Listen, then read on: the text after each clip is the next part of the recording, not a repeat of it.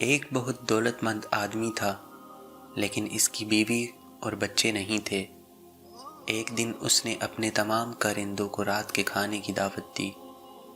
اس نے ان کے سامنے میز پر ایک طرف قرآن مجید اور دوسری طرف کچھ رقم رکھی۔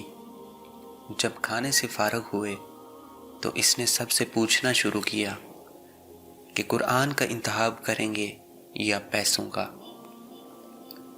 سب سے پہلے اپنے نگہبان سے پوچھا کہ قرآن اور اس رقم میں سے کس چیز کو لینا ہے۔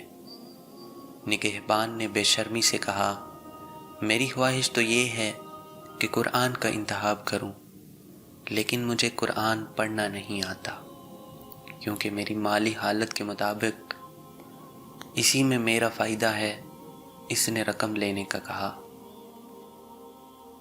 اس کے بعد کیسان سے کہا کہ اب تم انتخاب کرو۔ کیسان نے کہا، میری بیوی بہت بیمار ہے، اس کے علاج کے لیے مجھے پیسوں کی ضرورت ہے۔ اگر اس کی بیماری کا مسئلہ نہ ہوتا تو میں یقیناً قرآن لیتا، لیکن فی الحال رقم لوں گا۔ اس کے بعد باورچی سے پوچھا۔ باورچی نے کہا، مجھے تلاوت قرآن کا بہت شوق ہے، لیکن اس کے لیے وقت میسر نہیں ہوتا، اس لیے پیسوں کا انتخاب کروں گا۔ آخر میں اس نے نوکر سے پوچھا جو اس کے جانوروں کو چارہ ڈالا کرتا تھا۔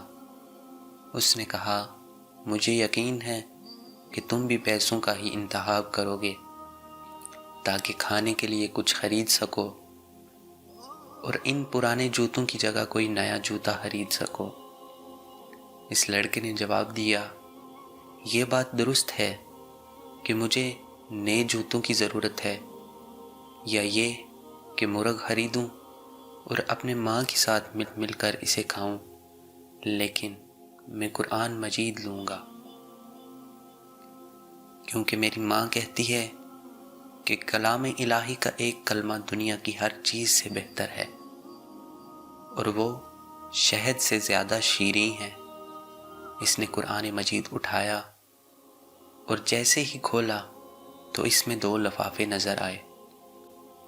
ایک لفافے میں میز پر رکھی ہوئی رقم کے 10 برابر رقم تھی، اور دوسرے لفافے میں ایک وثیقہ تھا جس پر لکھا تھا، یہ شخص بہت جلد ہی اس دولت مند آدمی کا وارث بنے گا۔ اس دولت مند آدمی نے کہا، اللہ تعالیٰ کے بارے میں جس کا گمان درست ہوتا ہے، اللہ اسے کبھی بھی نا امید نہیں کرتا۔ آپ بھی اپنے اندر جھانکیں اور دیکھیں کہ اللہ کے بارے میں آپ کا گمان کیسا ہے۔